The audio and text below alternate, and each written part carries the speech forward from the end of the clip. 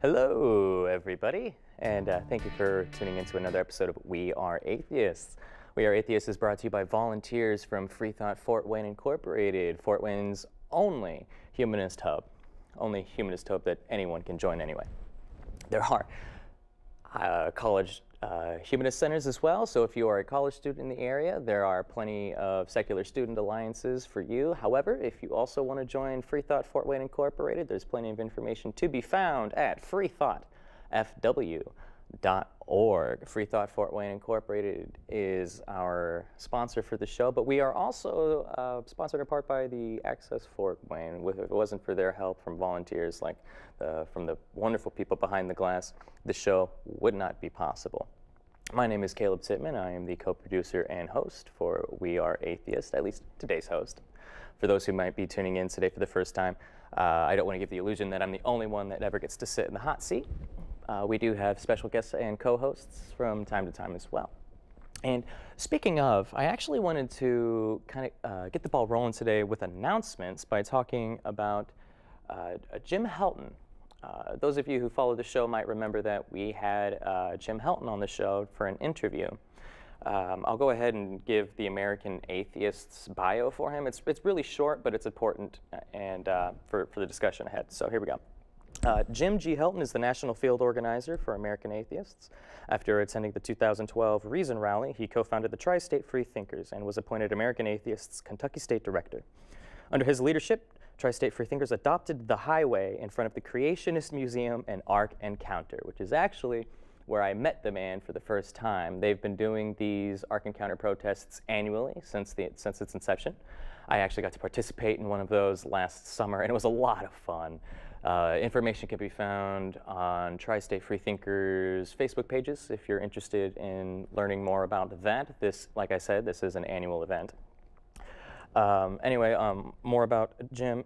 He led the protests that led to the international attention that he had received. He played a key role in eliminating the Gideon's Bible distribution in public schools and removing abstinence-only sex education. So the reason why I wanted to bring up Jim Helton is not just because the man is amazing and deserves every ounce of praise that I could possibly give him, but Free Thought Fort Wayne will be sponsoring a seminar, a lecture that will be given by Jim Helton here at the Downtown Library, December 17th at 6:30. For more information on that, you can check us out on Facebook, Free Thought Fort Wayne, and you should be able to find us relatively easily. Tecumseh, oh, it's the Tecumseh branch. I apologize. Thank you. I had somebody correct me.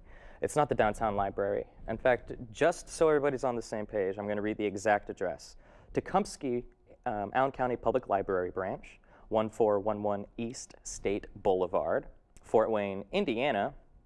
And again, that is December 17th from 6:30 till whenever it ends. I honestly don't know when it ends, but hopefully we can get plenty of interest in that. Jim Helton is an amazing guy, and the presentation will actually be covering, quote, "What is an atheist issue?"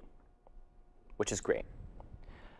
Because what is an atheist issue is entirely what this show is about. Atheist issues, the conversation, and why I'm an atheist, why people ought to be atheists, honestly. And that's why I wanted to bring him up. Free Thought Fort Wayne, as I said, is the sponsor of that particular show. So, on that note, that's the end of the personal announcements for Free Thought Fort Wayne Incorporated. I wanted to, I apologize. Just so we are clear, normal viewers of the We Are Atheists show, if you happen to be watching at the moment, we're doing something a little bit different today. I'm actually looking at a Facebook Live feed. I decided to experiment, explore a couple of different Facebook groups and see which ones were active enough to get people to participate in engagement with. And as an experiment, I wanted to see if I can't engage with people on Facebook Live. So we've got the setup hooked up. And if you're watching live on Comcast or Frontier or YouTube or on We Are Atheists Facebook page, if you actually want to call and talk to us today, you can call in if you like, 422-3902, area code 260. Or you can simply go to the, let me double check the name, just so I don't mess that up. I believe it's Atheists versus Christians Debate Central. That's the forum that I've chosen today. And my live feed should be available in there somewhere. So that said, I just wanted to reiterate that fact because I'm going to be looking down at this Bible here, but that's because my iPad is behind the Bible, which is where I'm going to be communicating with the people on that group. So as such, I'm actually going to see if I can't see some of the comments and see if anybody has any questions before I get started with my notes. I remember the Gideon Bible giving away in 5th grade. Yeah, well, the Gideons, they're quite prevalent. Obviously, if you've ever been to a hotel, chances are you found a Gideon Bible in there. What I actually find really interesting is when I went to Austin, Texas, just this last summer, or excuse me, 2 summers ago, on vacation, while I was there, it was the first time in my life I'd ever I'm sorry, I keep blocking the camera for the, excuse me, for the Facebook folks. While I was there, it was the first time in my life I'd ever been to a hotel that had the Bhagavad Gita. It had multiple different religious Bibles and scriptures and just right there. It's the first time I'd ever seen anything but the Gideon Bible in that moment, which I actually thought was pretty neat. And if I'm not mistaken, I think it was the atheist community of Austin that really helped steamroll that movement to get more of that involved. Let's see here. I'm going to read some of these unabashedly, so if they're rude or what have you, I apologize. This isn't me talking necessarily. Let's see. What kind of nerd actually cares about this group? Well, I care about everybody, Lily. I think that it's important to keep these conversations alive, and I think that the world would really benefit from having these conversations, given the fact that I think that the vast majority of the world is, well, to put it bluntly, incorrect. I think that supernaturalism is an incorrect belief, and I think I can even show that reasonably to be the case. Okay, so you are totally correct in what you say. Thank you, Shannon. Joey Moses says, I totally agree with separation of church and state, but, here's a but.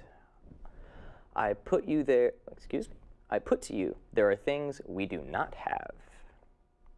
Hotels in New York City have lots of religions in the drawer. Yeah, well, I'm actually glad to see that. To be honest with you, I think that that's actually better than just simply having a Gideon's Bible in there. I'd rather have a whole bunch of different options available than just the Gideon Bible, because it sort of says something about the state of the country when you go into every hotel and the only thing that's there religiously is a Gideon's Bible.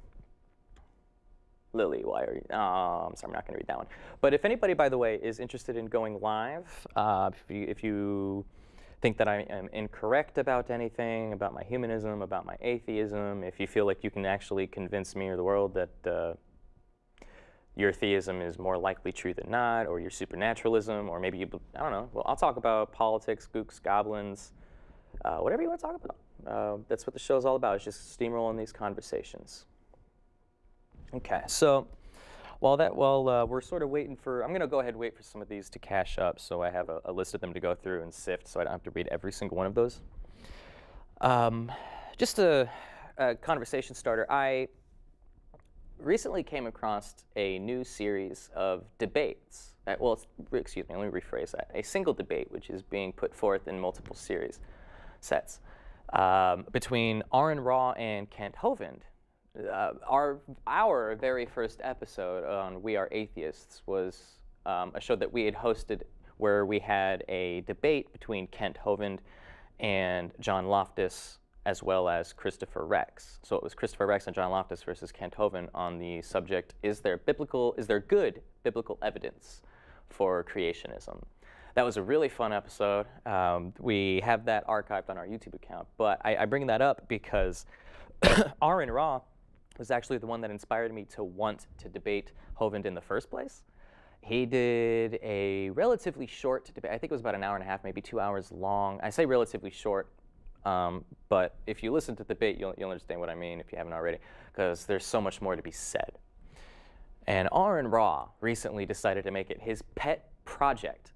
He told the world that he's going to take ostensibly a whole month and put it aside just to debate Kent Hovind. And he's going to be doing this via YouTube, like video response, in that sort of format.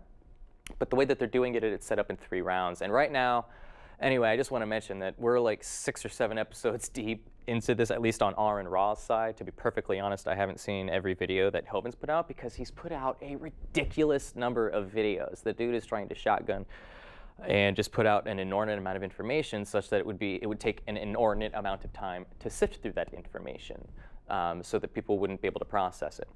So R and Raw is masterfully sifting through hours and hours and hours of Hovind's debate videos and coming up with his rebuttals. And I just bring this up because it is magical to watch. The way that R and Raw is able to utterly destroy Hovind, it's beautiful to see.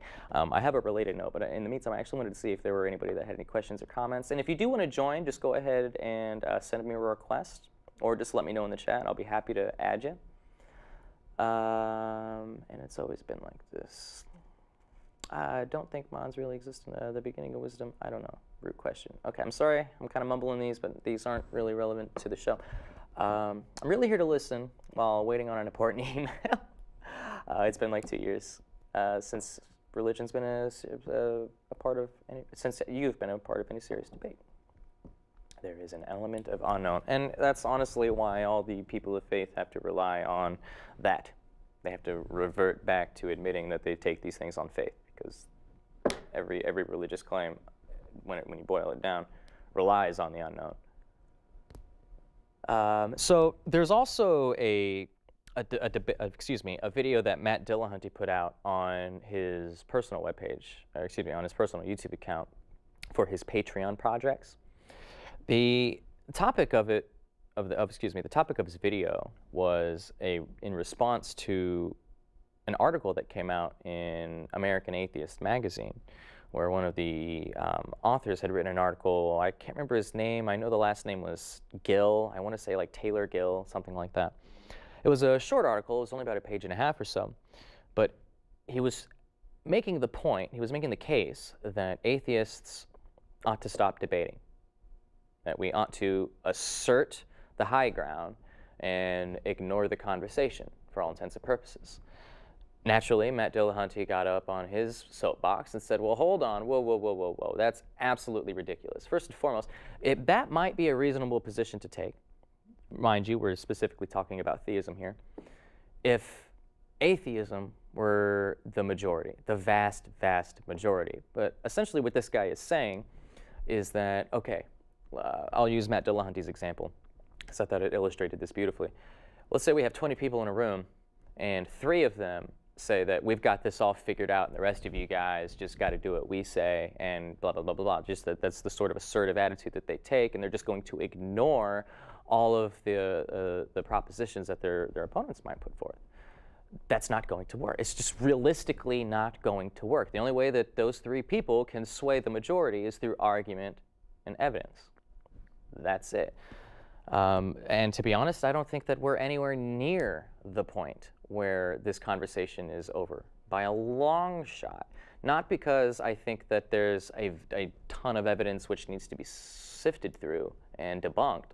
That's not what I'm saying. In fact, I would argue that there is and has not been any new evidence for theism for, I couldn't even tell you how long. It's probably millennia, quite frankly. We keep seeing the same arguments hashed and rehashed and hashed and rehashed over and over and over and over and over again, which is actually one of the points that the author was trying to make, that because there is no new evidence, because there are no new arguments, that we ought to just assert the high ground here and be done with the conversation. He makes the analogy with creationism, and I agree that he does sort of have at least a little bit of a leg to stand on when it comes to creationism, because the vast majority, and I mean the vast majority of the scientific body that exists in the world, every scientific authority that exists, agree that creationism is not worth debating anymore. It's a done deal. It's over. The only people who are advocating it are fundamentalists and people like Kent Hovind, Ken Ham, and extremists. That's it. It's a done deal. The scientific evidence is substantial to the point where it's just beyond question anymore, and thus we ought not to put these creationists on a higher pedestal by allowing them to debate legitimate scientists on the matter of evolution versus creationism. Now, that I can agree with to a certain extent. Now, the conversation will never die, so long as there are people that believe in supernaturalism and Christianity or what have you. There are always going to be creationists out there. They're just going to be the minority. But the problem is, or it's not a problem, the great thing is the tables have turned on the creationists. Now, as I had mentioned before, it'd be silly to presume that we as atheists, the 3 out of the 20 in the room, are going to just run the room. And in the same way, it's just as absurd to presume that one creationist out of 20 is going to run the room, because creationists make up far fewer of the population than atheists by a long shot. And there's just so much more to be said on the topic. Oh, here we go. Hold on. I almost forgot. As I mentioned before I continue, let's just take a quick pause. Breath.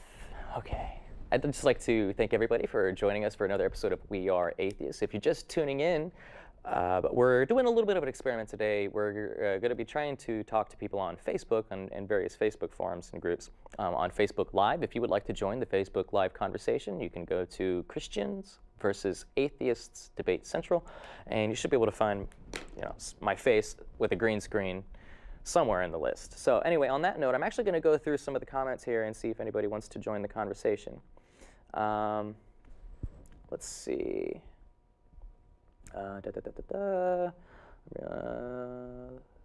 Okay. If a group of people start praying in order for an extraordinary healing event to happen, oh, we got a long one here. Like someone regrowing a limb in science and medicine could not explain the phenomenon, one could say yet, but we're talking about right now. And let's say this phenomenon of praying, of prayerful healing was recurring. Every time they pray, people would regrow limbs. Would it be evidence enough to believe, not necessarily worship, a higher power? And then, what would it take to worship? Not necessarily, no. Because even if you came up with a correlation, every time you pray, this limb grows back, you still need to explain the mechanism behind that.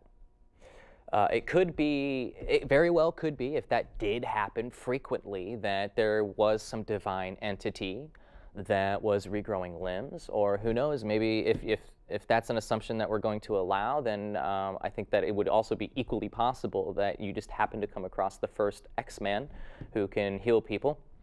Or if this is something that everybody can do, then perhaps aliens are messing with us, or perhaps we live in the Matrix. I don't know, but point being, that doesn't necessarily a priori prove that a deity exists, God exists, or the supernatural is real.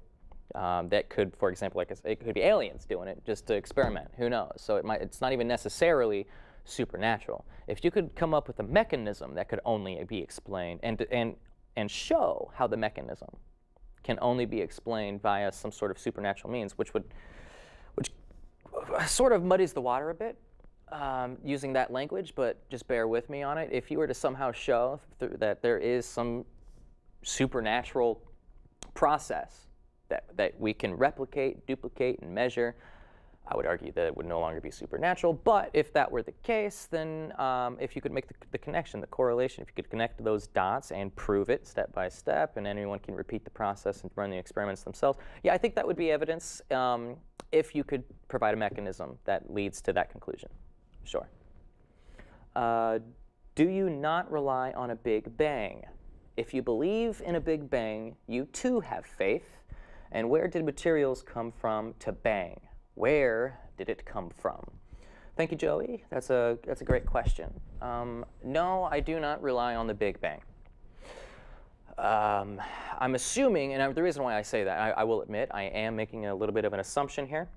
I'm assuming that what you mean by the Big Bang, based on the language that the rhetoric that I'm looking at, is some sort of spontaneous event where everything came out of nothing. That's not necessarily my belief, nor would I ever propose that that is, in fact, the case. I actually don't personally believe in a pre-Big Bang such that there was nothing. Well, let me rephrase the question even further. I don't believe in a pre-universe. I think that there, for all intents and purposes, there always has been a something. Mostly due to the fact that, if nothing exists, which is oxymoronic, redundant, paradoxical, But if you had absolute nothing, by definition, it already doesn't exist, so it can't be there. So what are we even talking about? So I think that it's better to approach this by not assuming that nothingness is the default position. I think that's a great place to begin by just starting at the null hypothesis here. Is something the default position? Is nothing the default position? I don't know. So let's see what the data tells us. What the data suggests is that a Big Bang event occurred. What do I mean by that, and why do I seem to be contradicting myself? Because the Big Bang event does not necessitate a beginning of the universe. All that the Big Bang event tells us is that at some prior point in time, the entropy in the universe was much lower, the temperature of the universe was much higher, and the universe was much smaller. That's it. That's all that we can really conclude based on the Big Bang event data that we have. And if you ask any scientist, what they will tell you is we don't know what occurred some 1 × 10⁻26 seconds after the Big Bang, because the science just gets all, or the math just doesn't work, and everything just sort of falls apart at that point. So instead of assuming that we can solve for things which make absolutely no sense, I say we just sort of leave it there, and that's where I'm willing to end my assertions. I am willing to assert that there was a Big Bang event such that the entropy in the universe has only continued to increase from some point in history on. And I can sort of, I'm going to attempt to do this as well. I'm going to try to draw up a diagram of what I mean here. It's very simple. It's just a cone. And it just kind of gets wider on from here. Okay, so this right here is essentially what I'm describing. We have, the Big Bang event here, and then the advancement of the universe as it continues to evolve. With this point here, the Big Bang event, all the data that we have, the only thing that we can conclude is that at this point right there, at that point right there at the very beginning, entropy was very, very low, and it's only continued to increase from that point on. But there are models that are able to get around a singularity altogether. Sean Carroll put forth a very famous model that fits the data that we have.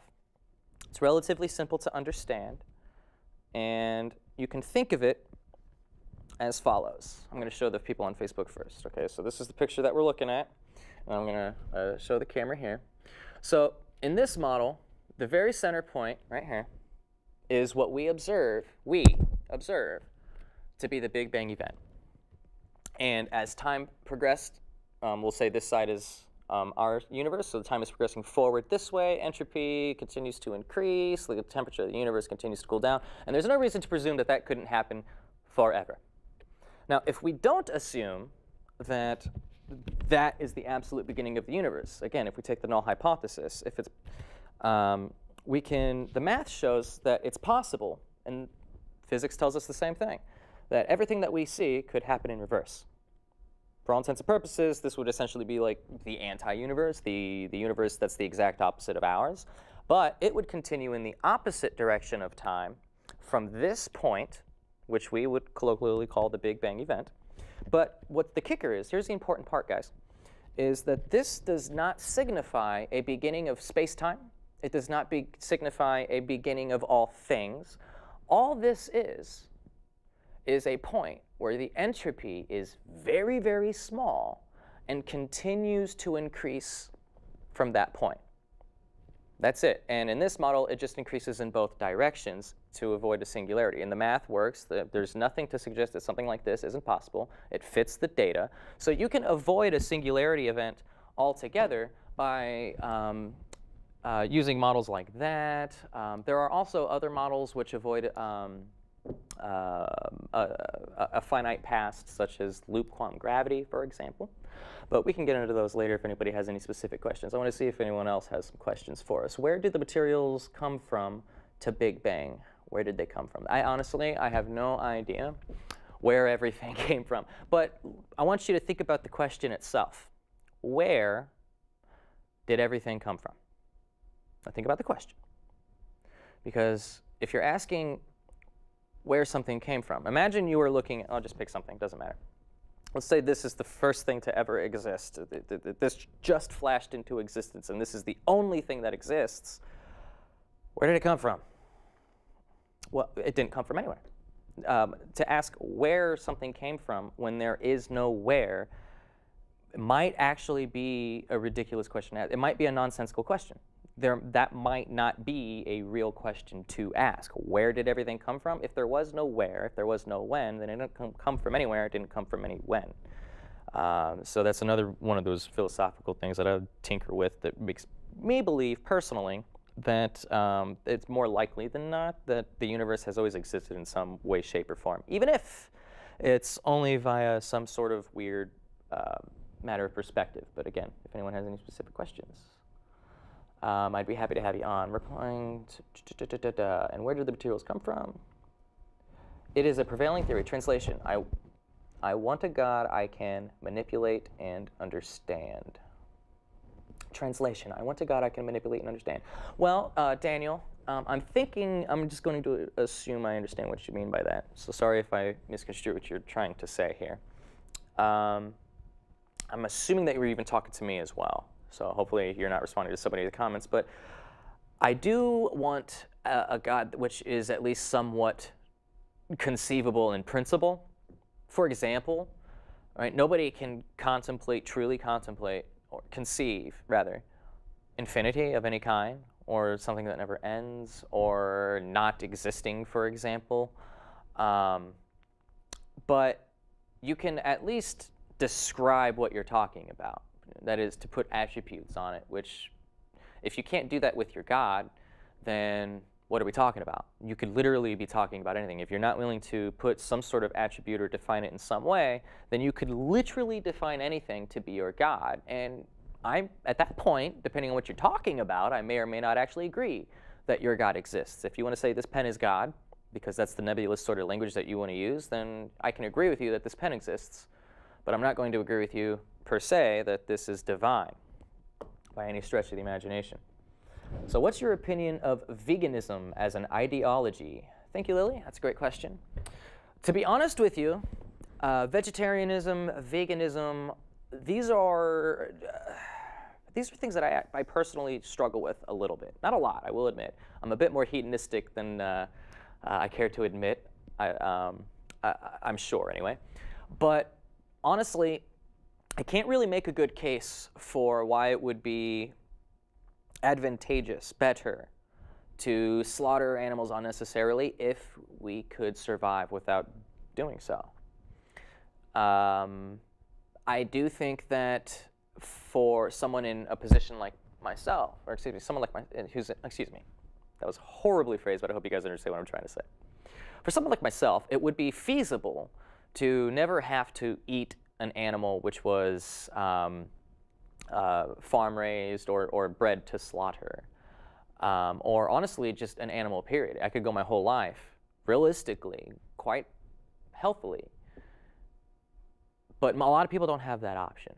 Now, I'm not saying that that justifies me, but I'm just saying for people like me, how do I justify not being a vegan? I think that's kind of how I approach the question. How do I justify not being a vegan at this point? Because I've had these conversations. I honestly don't know what to tell you. To be perfectly frank, I don't think that I'm overly concerned about the well-being of most other animals, like fish, for example, at least to the extent that I wouldn't want them to be food. I don't want to be accused of using the naturalistic fallacy, but I don't think that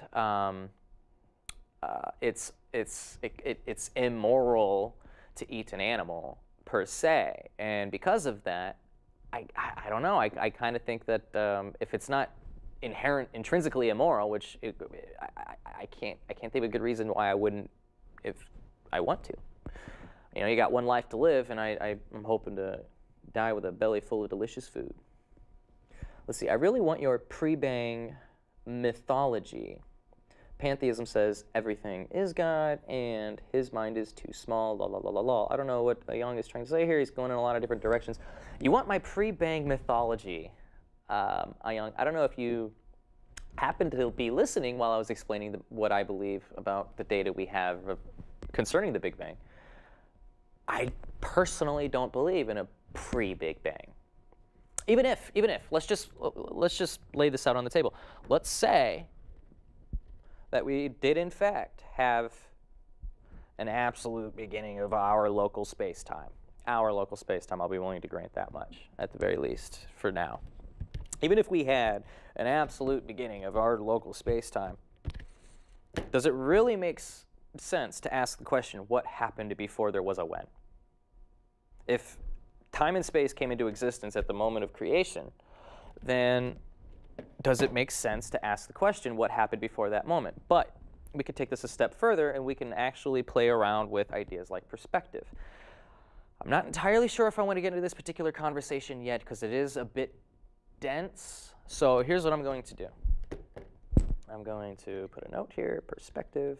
And if I start running dry on conversation, I can pick that back up. But long story short on the perspective notion is, depending on what or who's observing the thing that is the beginning of the universe, if the universe itself might perceive that first moment of time as an infinite moment of time, such that there was no moment before that time and that moment had always existed so far as the universe is concerned. But again, it's a bit dense. If anyone has any specific questions on that, I'd be happy to dilute that for you. Let's see, back to the Big Bang question. It's not an argument for God to show that you believe something happened without any evidence. And in fact, I actually agree with you on that.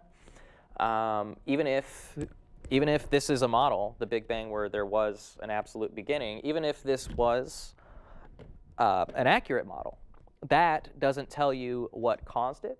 It could literally be anything. I like Matt Dillahunty's example. Maybe it's universe creating fairies or pixies. Could be anything. Maybe my personal favorite that I like to use is maybe it was maybe our entire universe exists as the result of a 9th dimensional's 8th grade science fair project. Can't really disprove that. It's possible. The reason I mentioned that specific example of praying healing is that it is an, oh, excuse me, this person. The healing and praying example is that as an example, as a supernatural, oh my goodness, that is, it is an example as a supernatural evidence that most atheists mention, wrongfully in my opinion, as concrete evidence of something supernatural. Yet, when an atheist is proposed, I'm sorry, I can't read your comments very well. Totally agree with you. The reality is, though, that religion, in one form or another, will always remain a part of human life indefinitely. Indefinitely, I wouldn't go so far as to say indefinitely. I definitely wouldn't go so far as to say indefinitely. But I do agree that as far as you, our children, and our great-great-great-great-grandchildren are concerned, religion will very much continue to play an active role in the world around us. However, I am relatively hopeful, especially here in the United States, for example, that secularism will dominate theism, especially in the public square. Or excuse me, including in the public square. And I think that once that occurs, I think that it'll basically be this exponential process where religion will pretty much be shoved to the wayside in obscurity.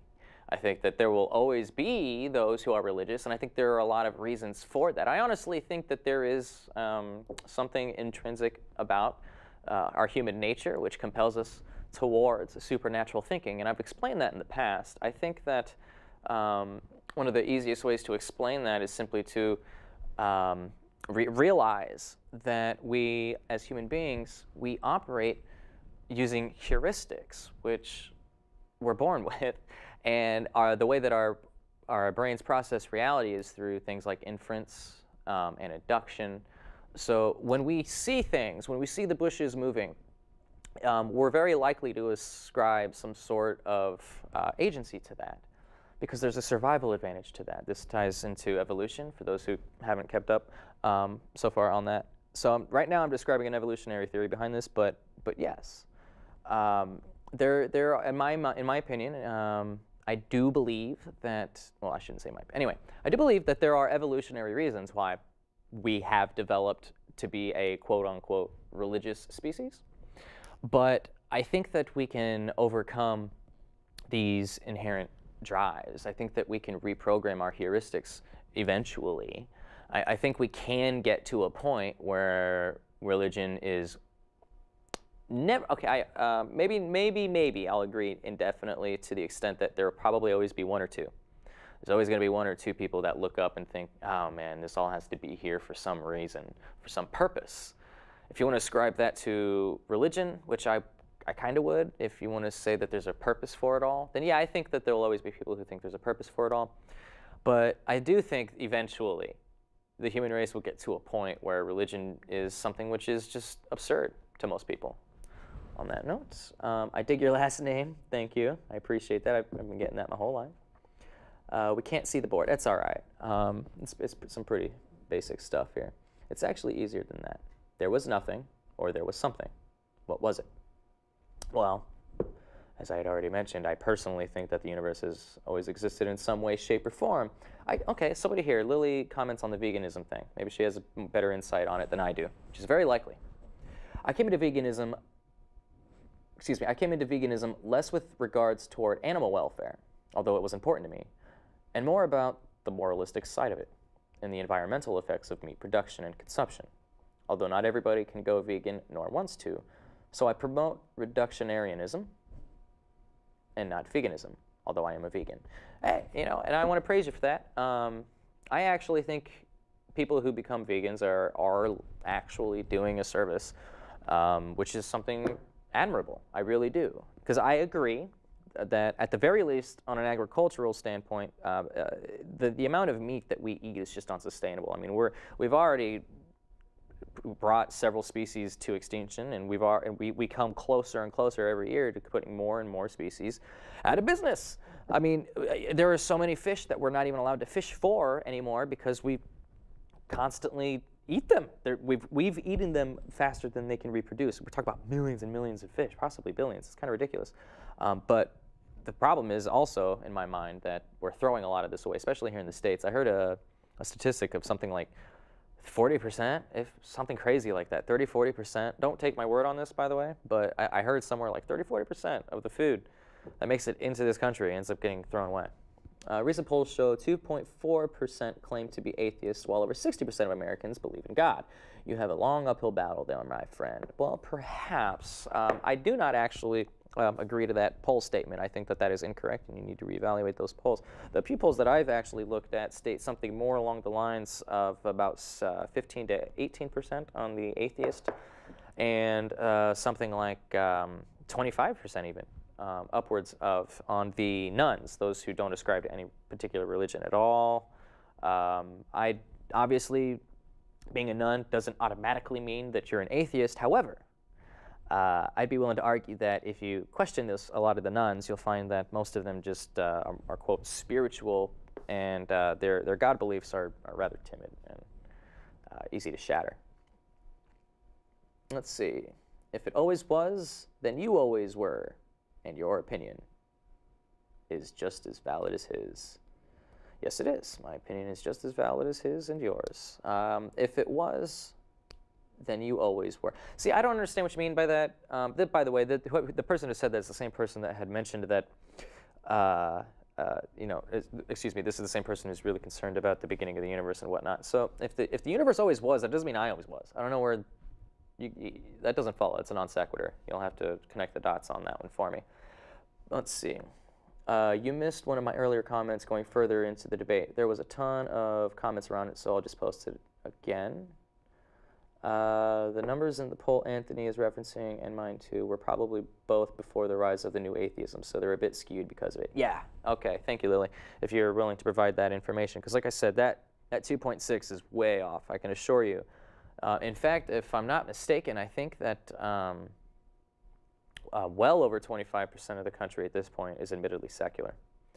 This guy's a fool. All right, Young, would you like to come on the air? We can have you on. You just have to go live on the Facebook feed. I can invite you if you have a front-facing camera or a camera on your computer. Or if you actually have a position that you're willing to defend, we can talk about that as well. Our digestive system is herbivorous. Excuse me. I believe the word you're looking for is omnivorous. I eat meat. Oh, not my phone number. You can go live right here, right now. Or if you want, you can call the studio. I'll give you the studio number if you'd like that. The studio number is 260-422-3902. Again, that's 260-422-3902. Please remember only to call when we are actually live. Remember that this studio is shared by other people for various other programs. And in fact, if you are a Christian and just want to troll the We Are Atheists page or people, please don't, because chances are you'll actually be trolling your own, because the vast majority of the programming here is theistic in nature. 260-422-3902. Yes, that is correct. You can call that number, and we'll try to get you dialed in. But the problem with that, Young, is that I actually forgot. I have my speaker turned down in here, so if that happens, it might take a minute to set up. It'd be a lot easier if you could connect, but if you can't, if that's the only way you can call in, we'll see if we can't make that happen. It would just require us to turn up this amp. But I'm not entirely sure if that would work. Would that work? Could we still have someone call? Yeah? Okay. Young, if you want to call in, please feel free to call in. We'll get you hooked up, and we'll get you through the speaker here. Yeah, no thanks. The word is herbivorous. It means we are naturally vegan. Perhaps. I'll take your word on that. I honestly don't know enough about it to say one way or the other. Let's see. I'm hoping that Young is actually on his way to calling. But somebody had mentioned that there was a comment that I had missed, which they thought was rather important. Those numbers are a bit skewed. Anthony, 3.1 atheist, 4.21% non-religious. Yeah, that sounds about right. At least it sounds quite a bit more accurate. Because if I'm not mistaken, I think roughly right around 30% of the nation is secular. So we got a Young calling in here. So any minute now, he'll be just jumping into the conversation. By the way, I would also like to just reiterate, when we do get him on and we get the volume pumped up on this amp, just to go ahead and tell him just to start talking, just to introduce himself. In the meantime, if anyone else has any questions, comments, or concerns, I'd be happy to talk to you. We have about another 15 minutes left. Unfortunately, hold on, I'm hoping I don't lose this. I might have to get my charger and an extension cord. I forgot to plug this in. Darn. Okay. Well, in the meantime, we're going to wait for this guy. Okay, so it looks like we got him on the phone lines. We're good. Ayan, can you hear me? I've got no volume on the speaker. I think, you know what, I think it's great what you're doing, sharing with everybody. I think that's fantastic. Ooh. Sorry, Ayan, just give me one moment here. We're getting quite a bit of reverb.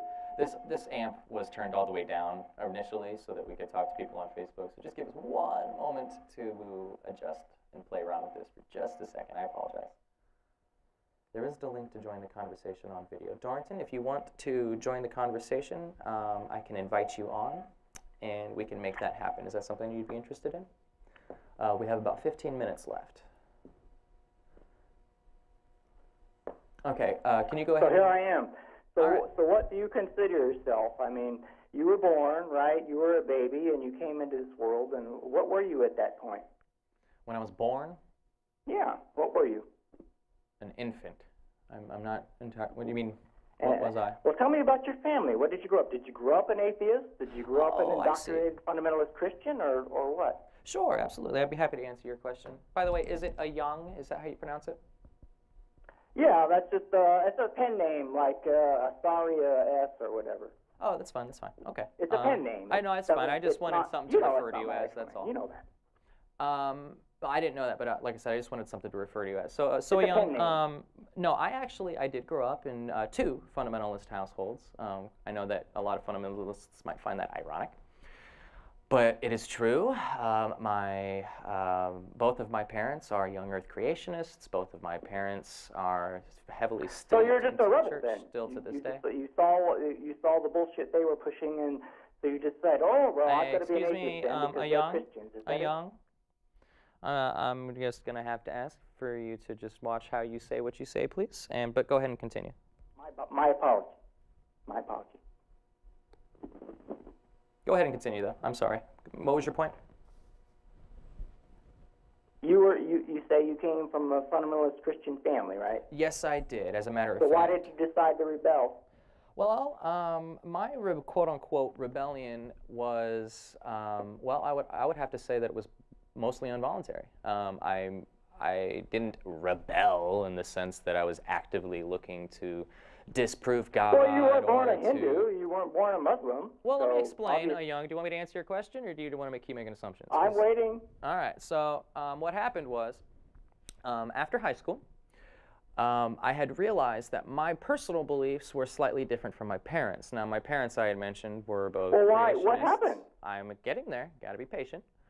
Both of my parents were creationists. I went through school being taught and accepting evolution, for example. So right out of high school, I started to do a little bit of soul searching. I wanted to figure out why and how it was even possible that not only did I have a different perspective than my parents, but how they could have a different perspective from each other and how they have different perspectives from the rest of my extended family and so on. In other words, I really wanted to discover whether or not there was any truth to this. So I went on I suppose you could call it a spiritual journey, if that's how you'd like to refer to it, where I did all the typical seeker things. I tried studying various religions. I tried different techniques, like different meditations, different forms of prayer. I'll admit, I even dabbed in some of the magic just to see if there was anything legit to that. Eventually, I ended up just finding myself as a paranormal investigator. Now, I'd still considered myself to be a Christian at the time, although my version of Christianity was vastly different from my parents at this point, clearly.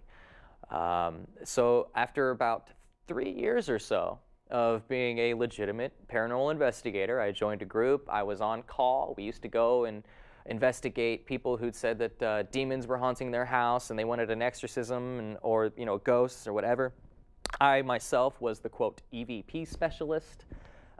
So the thing is yes, I did, in fact, at one point decide that I wanted to try to discover whether or not there was any truth to this. And I thought at the time when I was doing my paranormal investigating that I was doing legitimate science. However, the more that I learned about skepticism, the more that I learned about science, the more I realized that the, quote, science that I was attempting was more like pseudoscience. And furthermore, all of the... Isn't that religion in general? I mean, whatever you believe, couldn't you call that pseudoscience or religion? I'm sorry, can you repeat the question?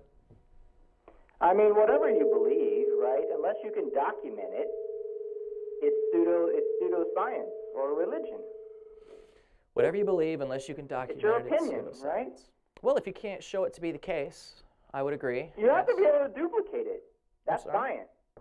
You have to be able to take whatever you're doing experimental, it has to be able to be duplicated in every single lab. Then it becomes a fact scientifically.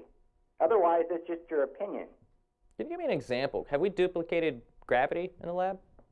Have we done that yet? Yes, we have, because do you know anyone that's jumped off a building and not floated off into the air? Tell me. No, you misunderstand. Have we duplicated gravity? Have we actually generated it? Well, we proved it, right? Didn't we prove it? Oh, we did? Are you sure about that? Did we? Did we prove gravity? Well, yeah, we did prove it, because everybody, do you know anyone that jumped off? But gravity's just a theory, don't you know? You understand that, right? Is that proof of gravity or not? Yeah, you understand gravity's a theory, right? And if it is, it's a good one, isn't it? It's an extremely good theory. I will yeah, well, say. what's your Big Bang theory then?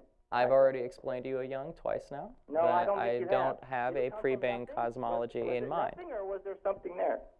I've already explained that twice as well. I don't think personally, you have. Tell me. I don't know how much more clear I can be, Young.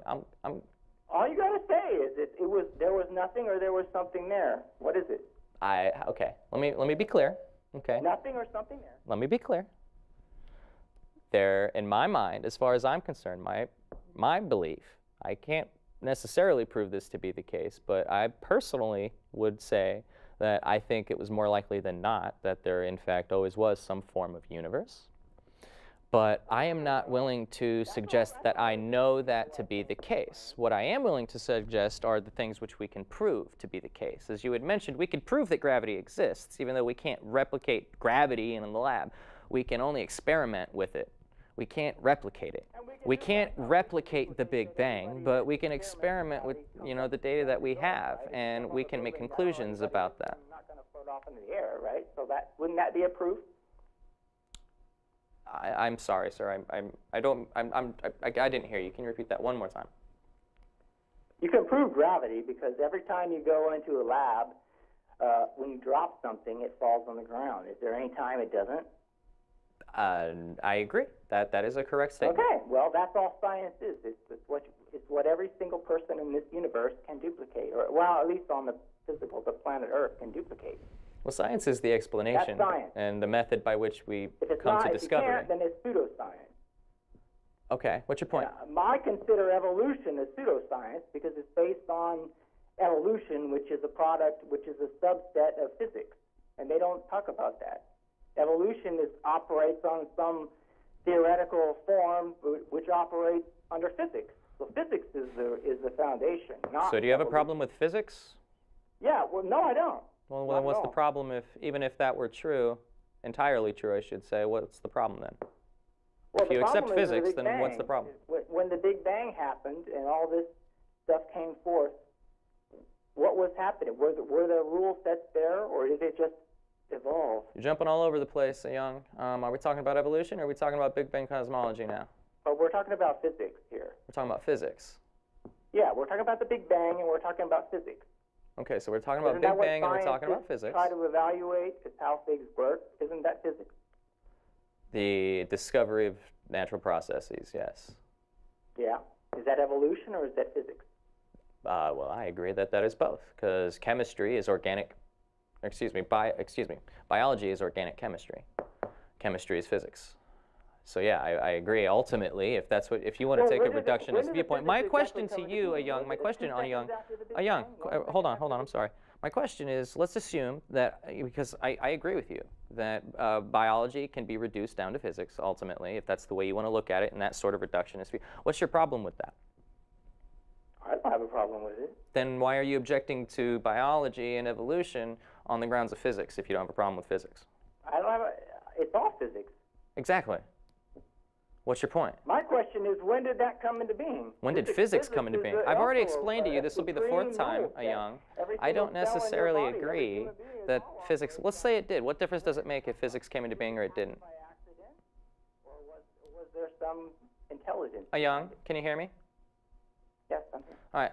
What difference would it make if physics came into being or it didn't come into being as to whether or not something like evolution occurred? Or we came from evolution or whatever. I don't know. It's No, Young, connect the dots. Connect the dots for me.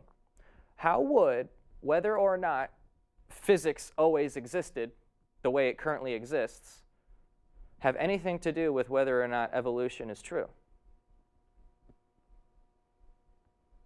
Well, I mean, it would tie it together, wouldn't it? No. Again, you got to connect these dots for me because I don't see the connection.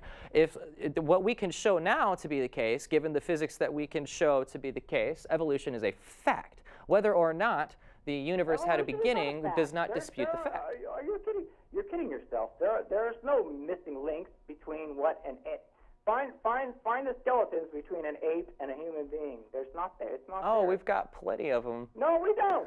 And Australopithecus is one perfect example. Have you ever heard of Australopithecus? Evidence of any missing links. Sir, Young, pay attention real quick if you don't mind. I'm sorry. I gotta interrupt because we're running really short on time. We're down to about 4 minutes. Young, have you ever heard of Australopithecus? I hear a lot. They're like pictures in time. No. Australopithecus, there's a really, hold on, Young, I'm sorry to interrupt, but this is important. Australopithecus is a species. It's what you would describe as a transitional species between that of ape and man. There have been several dozen versions of these skeletons found so far. And Australopithecus, the most famous example is Lucy. If you don't want to know how to spell Australopithecus, because honestly I couldn't spell it off the top of my head either, just Google Lucy missing link. It's a clip in time. I'm sorry? That's all evolution has, is a clip in time. There's no motion picture. I just gave you an example of something you were looking for. Okay, the missing link, right? You were looking for a half man, half ape. There is not a motion picture between what evolution claims is. What, I'm sorry, did you say there's not a motion picture? Our ancient ape ancestors and the modern human. There is no trail. What do you mean there is no trail? We have an entire fossil and genetic record. It's like a picture. You have a picture here, and you have a picture of an ape here, and then you have a picture of us modern humans. There's no motion picture in between where you see all the flow of the changes in the evolution. It's a mythology. Okay. Evolution Young, is a mythology. I'm sorry to interrupt, and I would normally like to let you go on and on, but honestly, brother, I'm down to about 3 minutes. You wanted an example of a transitional species, and when I provided you at least one example, of which, by the way, in theory, I could provide you dozens. I'll send you a link if you really want. Of plenty of transitional species that if you could tell me, and if you can take this to any one of your favorite creationist quote scientists and have them try to decide whether or not they're looking at ape bones, monkey bones, or human bones, and then you take those same sets of bones to all your creationist buddies, they're good. Half of them will tell you that it's a monkey, the other half will tell you it's a human. It's just because this is exactly what you're looking for. And when I provided the example for you, you said that, well, hold on. We don't have like an actual motion picture from A to B. We don't have like a slice of every single moment from the time that Lucy died to now. Therefore, we can't make these sort of assumptions. Well, I 100% disagree with that. I don't think that we need to. First of all, well, I don't want to get into that because we're down to about 2 minutes. If I can look. The bones that we have found alone are exactly what you're looking for. And that's just this one example. We can provide you examples for anything along these lines that you're looking for. If you want a transitional period between, okay, how is it that seals, bears, and dogs share a common ancestor? Like they're very different on the outside to us now. But if you look at their evolutionary history, you can see these transitions, and there are diagrams to explain them clearly for you to easily understand. We have examples of these transitions for just about everything that we know of. Oh, I'm sorry. Young, I apologize, sir. I'm going to have to let you go. We are down to our final moments. He wants a video of fossil everything. Yeah, thank you, Brian, for putting it that way. I'm just going to end the show on this. I think it's absurd that after having provided at least one example of exactly what the creationist was looking for, they simply deny it by literally wanting video evidence of it. It's like they want me to go back in time with today's newspaper, take a picture with me next to Lucy, and then come back and show you, hey, look, this thing really did exist, and then do that for every single transitional period. That's not going to happen. I'm sorry. It's just ridiculous to assume something like that. So anyway, on that note, I'm sorry, guys. I got to rush it out. I love you all. Thanks again for watching We Are Atheists. Hopefully, we will be on again next Thursday from 7 to 8. That's Thursday, not Tuesday. We're running into scheduling conflicts for next month, that is next year, but we'll stay tuned. For more information, check us out on Facebook. We Are Atheists. We're on there. Look for this logo, the We Are Atheists logo. I love you guys. Thank you very much for tuning in, and I'll see you next time. All right. Thank you, everybody, for watching live. I think I'm still live on TV here, too, but my phone is probably at 2 or 3%, so I got to exit out of this so that I can...